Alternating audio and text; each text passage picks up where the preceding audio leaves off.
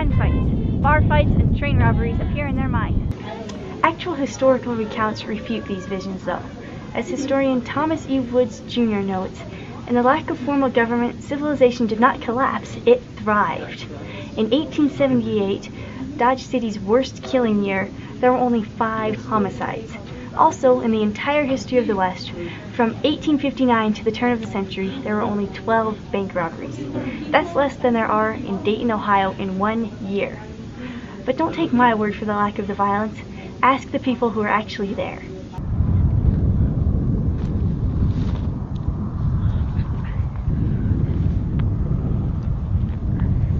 So, Mr. Cody, would you mind telling us how the Wild West became so wild?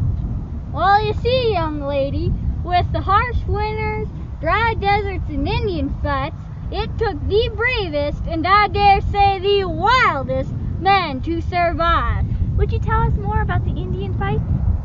I was wounded 137 times. And you're still alive. Well, mind if I tell you a secret?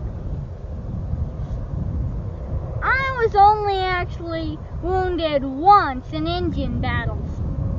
The rest of the times I made up to make my show look better. And a lot of those things I said about the West, a lot of those things I made up too. It made my show look better and it made me money. It also made you Hollywood people and Frontier Days people money. So the Wild West wasn't actually so wild.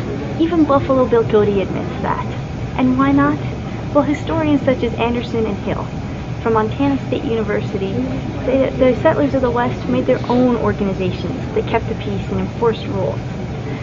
They were originally known as wagon train governments, and the principles behind them later led to land clubs and cattlemen's associations.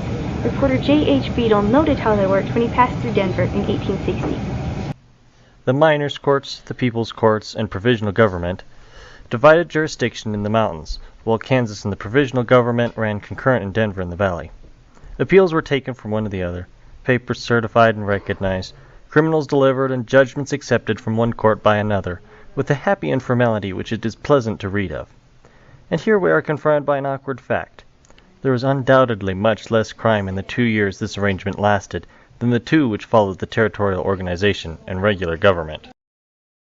The West could have become very wild during mining camps during gold rushes.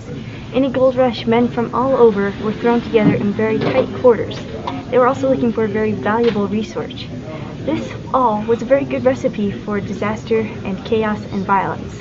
However, mining camps were very peaceful. So why are you here?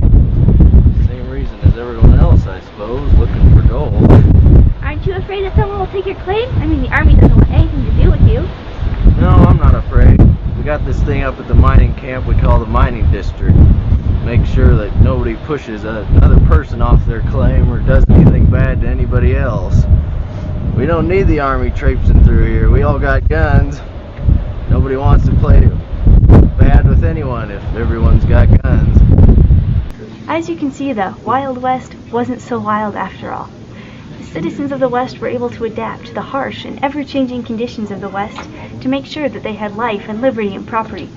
Contrary to many people's belief, all chaos and violence do not break out when politicians like Hillary Clinton and Bob Dole aren't around to keep people in line.